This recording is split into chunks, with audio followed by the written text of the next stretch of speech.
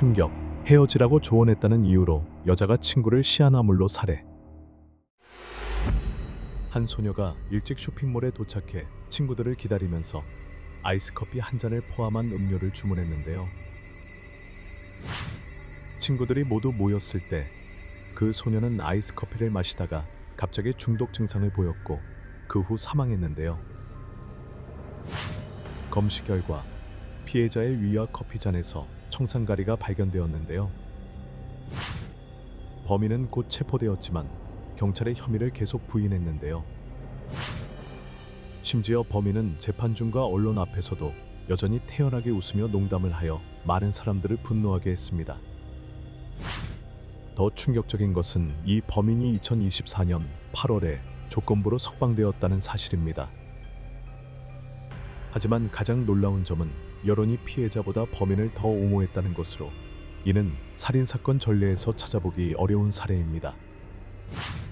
그렇다면 범인이 어떻게 해서 은혜를 받고 대중의 지지를 받을 수 있었는지 그 이유를 알아보겠습니다.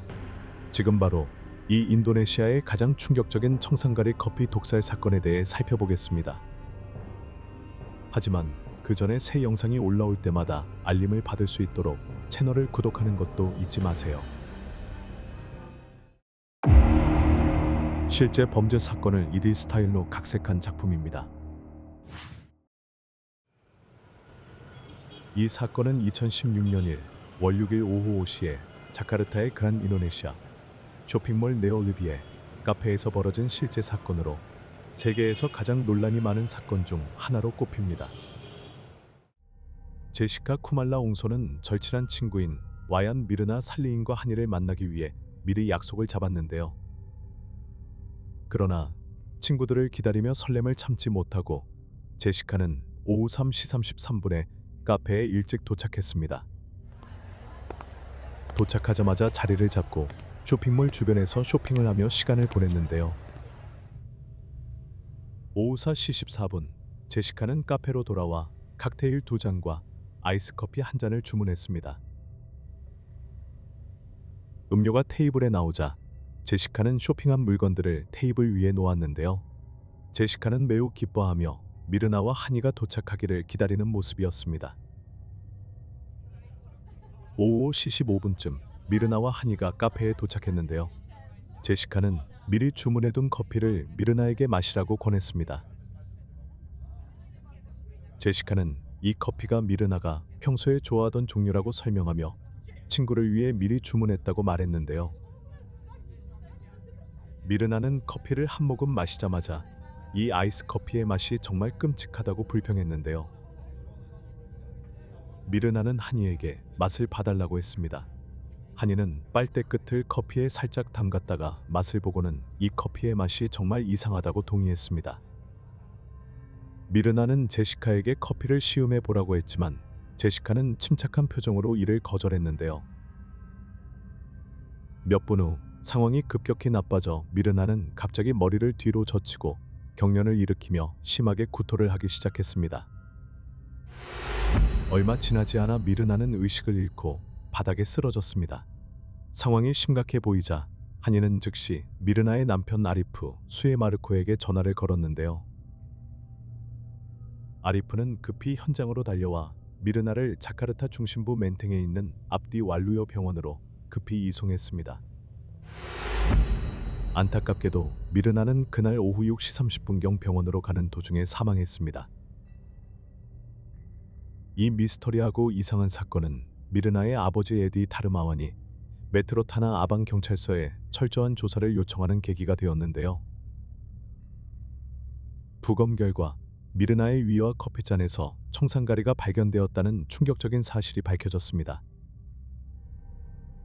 2016년 1월 16일 인도네시아 경찰의 푸스라브4 푸스랍4 팀은 미르나의 커피잔에서 75mg의 청산가리가 검출되었다고 확인했는데요. 이 양은 인간에게 치명적인 양으로 충분했습니다. 이러한 증거로 인해 경찰은 카페에서의 행동과 태도가 의심스러웠던 제시카를 즉시 용의자 목록에 올렸습니다. 카페의 CCTV 영상에는 제시카가 친구들이 도착하기 약 1시간 전인 몇 시간 일찍 도착해 커피를 주문하는 장면이 포착되었는데요.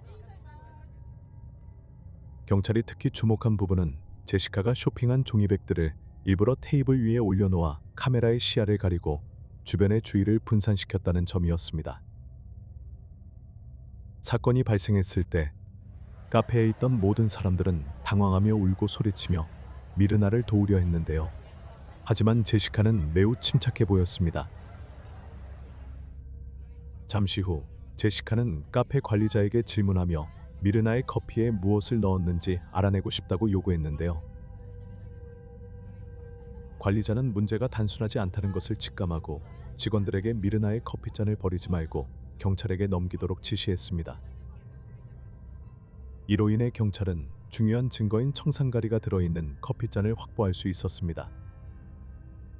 하지만 수사관들은 제시카가 직접적으로 청산가리를 커피에 넣은 증거를 찾는데 여전히 어려움을 겪었습니다. 경찰은 또한 제시카가 청산가리를 구입하거나 이전에 접촉한 증거를 전혀 찾지 못했는데요. 특히 제시카가 미르나의 커피에 청산가리를 넣는 것을 본 목격자도 없었습니다. 그럼에도 불구하고 여러 차례의 조사와 증거 수집 후 2016년 1월 30일에 제시카는 친구를 고의로 살해한 혐의로 체포되었습니다. 가장 이해할 수 없는 부분은 왜 제시카가 절친을 이렇게 공공장소에서 해치려 했는가 하는 점입니다. 제시카 쿠말라 옹소는 1988년 인도네시아 자카르타에서 매우 부유하고 권력 있는 가정에서 태어났습니다. 그녀의 가족은 대규모 플라스틱 수입 및 유통 사업을 소유하고 있으며 호주에서 가장 큰 플라스틱 유통업체 중 하나였는데요.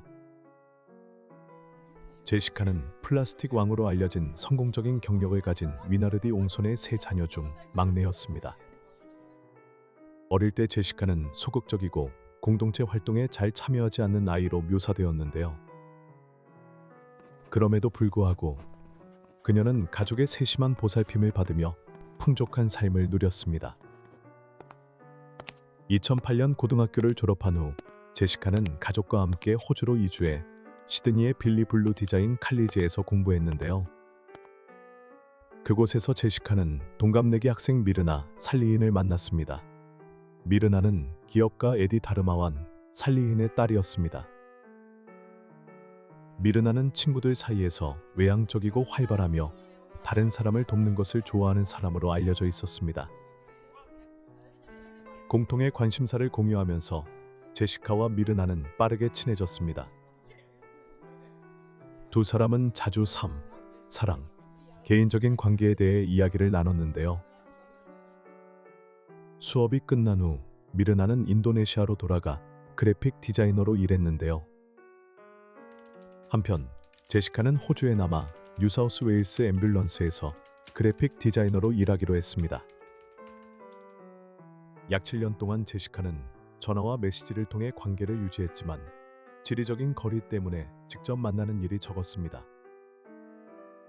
2015년 말 충분한 경험을 쌓고 새로운 기회를 찾고 싶어한 제시카는 자카르타로 돌아와 그래픽 디자인과 관련된 일을 찾기로 결정했는데요.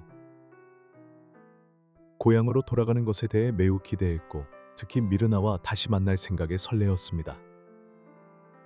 제시카는 사회적 상류층의 일원으로 고급스러운 파티에 자주 참석하고 고급 장소에서 비싼 음료를 즐기곤 했습니다. 친구들과의 한 번의 만남에서 제시카는 자카르타의 그랜드 인도네시아 쇼핑몰에 위치한 고급 카페를 선택했는데요. 이곳은 세련된 분위기와 고급 음료로 유명했습니다. 오랜만에 다시 만나는 이 만남이 감동적일 것이라고 예상했지만 그날은 미르나의 생애 마지막 날이 되고 말았습니다. 미르나의 가족과 친구들은 그녀의 갑작스러운 죽음에 충격을 받았는데 그녀는 사건이 있기 2달 전 잘생긴 남편과 결혼식을 올렸습니다. 청산가리 커피 사건은 세계적으로 충격을 주며 언론의 큰 주목을 받았는데 특히 범인의 공공장소에서의 범행 동기가 많은 관심을 모았습니다. 사건 직후 경찰은 제시카를 체포하고 그녀를 이 사건의 주요 용의자로 조사했는데요. 제시카는 모든 혐의를 계속 부인하며 자신은 무죄라고 주장했습니다. 그녀는 미르나와의 만남이 평범하게 이루어졌으며 자신의 절친한 친구에게 해를 끼칠 동기가 전혀 없다고 주장했습니다. 제시카가 범행을 인정하지 않았음에도 불구하고 경찰은 그녀의 신상을 조사하며 여러 수상한 이야기들을 발견했습니다. 미르나와 제시카는 오랜 친구였고 이들이 서로를 해치기까지 할 만한 갈등이 있을 것이라고는 아무도 생각하지 못했는데요. 재판은 2016년 6월 15일에 시작되었으며 제시카 쿠말라 옹소가 용의자로 지목된 지 약 한 달 후였습니다. 재판은 약 5개월간 지속되었으며 생방송으로 방영되어 인도네시아에서 가장 유명한 사건 중 하나가 되었습니다.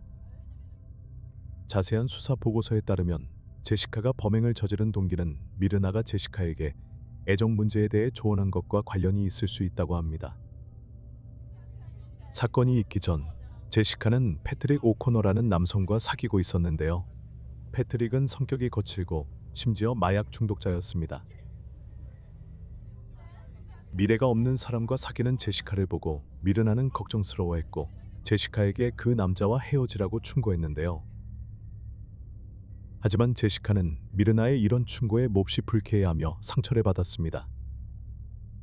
제시카는 미르나가 자신의 개인 생활에 불필요하게 개입해 자신의 감정적인 결정에 대한 자율성을 침해한다고 생각했는데요. 제시카는 미르나가 패트릭 오코너를 비판하는 데 사용한 거친 말에 대해 분노했습니다. 또한 일부 의견에 따르면 제시카는 결혼하고 남편의 사랑을 받는 미르나에게 질투를 느꼈을 수도 있다고 합니다. 2015년 11월 미르나가 결혼식을 올렸을 때 제시카를 초대하지 않은 것은 두 사람의 관계에 의문을 불러일으켰습니다. 오랜 시간 동안 미르나와 친하게 지냈던 제시카는 절친에게서 버림받은 듯한 기분을 느껴 깊은 불만을 품게 되었는데요. 한편 에이셔원은 제시카가 2014년 말 남자친구와 헤어진 후 심리 상태가 심각하게 영향을 받았다고 보도했습니다. 호주에 거주하는 동안 제시카는 심리적으로 많은 어려움을 겪었고 4번이나 스스로 목숨을 끊으려 했으나 다행히도 구조되었는데요. 또한 제시카는 음주운전으로 인한 교통사고와 동료 및 상사에게 위협적인 행동을 한 혐의를 받기도 했습니다. 호주 당국은 제시카의 전 남자친구가 그녀의 감정 통제 불능 행동으로 인해 접근 금지 명령을 신청했다고 전했는데요. 제시카가 정신적으로 불안정하다는 의견이 많습니다. 제시카는 미르나가 커피에 담긴 청산가리로 사망했다는 사실을 알고 미소를 지은 것으로 입증됩니다. 9월 28일 미르나의 쌍둥이 자매인 샌디 살리이는 제시카가 미르나의 사망 후 자신에게 독성 물질에 대한 정보를 보냈다고 증언했는데요. 제시카는 그 메시지에서 사건에 대해 혼란스러워하며 누구도 의심하지 않는다고 주장했습니다. 제시카의 동료 크리스티 루이즈 차터는 법정에서 제시카가 상반된 두 가지 성격을 지니고 있으며 사람들의 동정을 얻기 위해 종종 조종적인 행동을 했다고 증언했습니다. 크리스티는 제시카가 다른 사람들의 관심을 끌지 못할 때 매우 화를 냈다고 덧붙였는데요. 변호 과정에서 제시카의 변호사는 미르나의 사망이 커피에 포함된 독성 때문이 아닐 수도 있으며 다른 원인일 가능성도 있다고 반박했습니다. 이번 재판은 최근 인도네시아 법률사에서 가장 논란이 많은 재판 중 하나로 여겨졌습니다. 그 이유는 재판 과정이 모두 전문 증인의 진술에만 의존했을 뿐 제시카가 미르나의 커피에 청산가리를 넣었다는 직접적인 증거는 없었기 때문입니다. 직접적인 증거의 부족은 재판의 공정성에 대한 많은 의문과 우려를 불러일으켰습니다. 제시카의 변호인인 유디 위보어 변호사는 재판에서 강력하게 주장했는데요. 그는 제시카가 커피에 청산가리를 넣었다는 증거가 전혀 없다고 강조했습니다. 위보어 변호사는 또한 제시카가 독을 커피에 넣는 장면을 목격한 사람도 없다고 언급했습니다. 이것은 제시카에 대한 기소가 설득력이 떨어지며 많은 부분이 가정에 의존하고 있다는 것을 보여주었습니다. CCTV 영상부터 미르나의 사망 70분 후에 시행된 독성 검사에 이르기까지 경찰은 피해자의 소변, 간, 위액, 담즙에서 청산가리의 흔적을 발견하지 못했는데요. 그러나 그녀가 사망한 후 며칠 뒤 과학자들은 미르나의 위액에서 소량의 청산가리를 발견했고, 이는 독성의 출처에 대한 의문을 더욱 증폭시켰습니다. 인도네시아 대학의 저명한 법의학자 자야 수르야 아트마자는 발견된 청산가리가 미르나가 사망한 후 방부제를 사용하는 과정에서 유래했을 가능성을 제기했습니다. 이 사건의 또 다른 중요한 요소는 제시카의 호주 영주권 상태였습니다. 호주 거주 신분 덕분에 제시카 옹소는 법적 특권을 누렸는데요. 그중 하나는 사형 면제였습니다. 이 점은 살인 의도를 가진 범죄에 사형이 일반적으로 적용되는 인도네시아의 법 체계를 고려할 때 매우 주목할 만했습니다. 10월 27일 긴장감 넘치는 재판이 끝난 후 제시카 옹소는 와얀 미르나 살리인을 청산가리를 커피에 넣어 살해한 혐의로 유죄 판결을 받고 징역 20년형을 선고받았는데요. 재판이 끝났을 때 제시카는 두려워하지 않는 듯 보였고, 심지어 웃으며 끝까지 항소하겠다고 선언했습니다. 선고 후 인터뷰에서 제시카는 살인 행위를 부인하며 미소를 유지했는데요.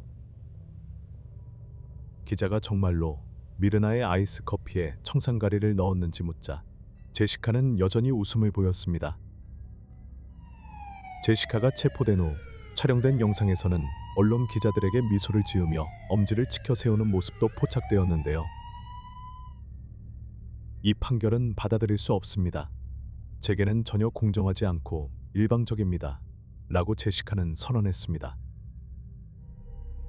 2023년 넷플릭스는 얼음처럼 차가운 살인, 커피와 제시카, 옹소라는 제목의 다큐멘터리를 통해 이 청산가리 커피 사건에 대한 대중의 관심을 다시 불러일으켰습니다. 이 다큐멘터리는 빠르게 큰 반향을 불러일으켰으며 국내외 언론에서 끊임없이 보도하고 수백만 명의 사람들이 주목하면서 사건은 다시 화제가 되었는데요. 2022년 1월 자카르타 동부에 위치한 펀독 밤부 여성교도소에서 줌을 통해 진행된 온라인 인터뷰에서 제시카 옹소는 구금된 이후 처음으로 자신의 감정과 생각을 털어놓았습니다. 저는 정말 왜 이런 일이 저에게 일어났는지 이해할 수 없습니다라고 그녀는 감정에 실린 목소리로 말했는데요. 이 다큐멘터리는 독점 인터뷰를 엮어 제작되어 수년간 언론 앞에서 침묵해온 제시카의 새로운 시각을 보여주었습니다. 그녀는 언론의 열광적인 관심이 가져온 정신적 압박과 고통에 대해 매일 정신을 차리고 버티는 것은 정말 힘듭니다. 라고 추가로 밝혔습니다. 제시카는 차분한 태도와 카메라 앞에서 지속적으로 웃음을 보였던 모습 때문에 미소 짓는 살인범이라는 비난을 받았는데요. 그녀는 판결이 다른 방향으로 흘러갔을 수도 있었다고 강조하며 대중의 과도한 관심이 사건에 미친 영향을 지적했습니다. 그러나 인터뷰가 민감한 세부 사항으로 넘어가자 한 교도관이 개입해 대화가 더 이상 진행되지 못하도록 인터뷰를 중단했는데요. 이와 관련하여 인도네시아 법률 및 인권부 교정국의 대변인 리카 아프리안티는 인터뷰가 허가 규정을 위반했다고 주장하며 이유를 설명했습니다. 아이스코우 다큐멘터리는 사건의 복잡한 타임라인을 재구성하며 재판에 직접 참여한 증인들과 검사의 진술뿐만 아니라 제시카와 미르나의 친구 및 가족의 이야기도 담고 있습니다. 이 다큐멘터리가 특별한 이유는 대중이 미친 여성으로 인식했던 제시카의 이미지를 넘어 그녀를 옹호하는 논리와 시각을 제시했기 때문입니다. 대부분의 대중은 제시카가 미르나의 남자친구를 강하게 비판했던 것에서 비롯된 우정의 균열이 사건의 동기가 되었다고 보았는데요. 다큐멘터리는 검찰 측에서 초청한 전문가들의 의견을 제시하며 제시카의 복수 동기가 그녀의 몸짓 언어와 무표정에서 드러나며 후회하지 않는 듯한 모습이라고 주장했습니다. 하지만 법정 심리학자 레짜 인드라기리는 이 주장을 반박하며 그러한 실험적 연구가 이미 시대에 뒤떨어졌으며 21세기 범죄자를 평가하는 데 적합하지 않다고 밝혔습니다. 미르나의 아버지 에디 다르마완 살리인은 제시카가 정말 무죄라면 법정에서 울었을 것이다. 하지만 그녀는 웃었다고 말했습니다. 이 다큐멘터리는 논란이 많은 이 판결에 대해 질문을 던지며 검찰이 제시카를 유죄로 몰기 위해 제시한 증거가 충분했는지 의문을 제기했습니다. 검사 샨디 한디카는 사건 당시 CCTV 영상이 미르나의 죽음에 대해 제시카만이 가능성을 갖는다는 증거로 충분하다고 주장했는데요. 반면 제시카의 수석 변호사 오토 하시부아는 이를 반박하며 제시카가 미르나를 살해했다는 구체적인 증거는 없다고 강조했습니다. 다큐멘터리의 새로운 관점 덕분에 인도네시아뿐만 아니라 해외에서도 SNS상의 여론은 점차 제시카 쪽으로 기울기 시작했으며, 이는 2016년 당시 그녀를 비난했던 흐름과는 완전히 반대되는 모습이었습니다. 한 네티즌은 우울증을 겪은 사람이라면 진정한 감정을 드러내는 것이 얼마나 어려운 일인지 공감하며 제시카를 옹호했는데요. 이 네티즌은 제시카가 우울증 상태에 빠져 소음과 사회로부터 거리를 두려고 하다가 때로는 웃음이 오해를 불러일으킬 수 있다고 주장했습니다. 불행하게도 재판에서는 제시카의 정신과 의사의 의견이 참조되지 않았습니다. 게다가 제시카의 전화기와 개인 컴퓨터도 철저히 분석되지 않았는데요. 이 네티즌은 또한 미르나 사건이 발생했을 당시 카페의 관리인과 바리스타가 매우 붐비던 상황에서도 손님의 얼굴, 커피의 맛, 제시카의 반응 등을 세세하게 기억하고 진술할 수 있었던 점을 의문으로 지적했습니다. 닉이라는 이름의 네티즌은 제시카에 대한 재판이 공정하지 않았으며 그녀를 기소할 만한 충분히 강력한 증거가 없었다고 주장했습니다. 자유 일러스트레이터 누누 역시 이 의견에 동의하며 2016년 재판을 시청했던 많은 대중이 다양한 정보 출처를 바탕으로 사건을 스스로 평가할 수 있는 기회를 갖지 못했다고 말했습니다. 이는 제시카가 유죄라는 대중적 합의로 이어졌습니다. 저는 Z세대의 일원으로서 편향된 미디어 보도에 큰 영향을 받았습니다. 라고 24세의 한 여성은 밝혔습니다. 24세의 법학학사인 이라는 배심원단에 의존하지 않는 사법 시스템을 가진 인도네시아에서 공중이 사실상 배심원 역할을 했다고 주장했습니다. 대중의 의견이 사건 결과에 크게 영향을 미쳤다고 강조했는데요. 인도네시아의 사법체계는 배심원단 대신 한 명 이상의 판사가 재판에 참여해 수집된 증거를 바탕으로 판결을 내리는 구조를 사용합니다. 반면 전 대법원 판사 가유스 룸부는 사건의 판결이 인도네시아 형사소송법의 규정에 따라 충분한 증거로 뒷받침되었다고 주장했습니다. 이에는 피고의 사건 관련성을 지적하는 증인 및 전문가의 진술이 포함되어 있었는데요.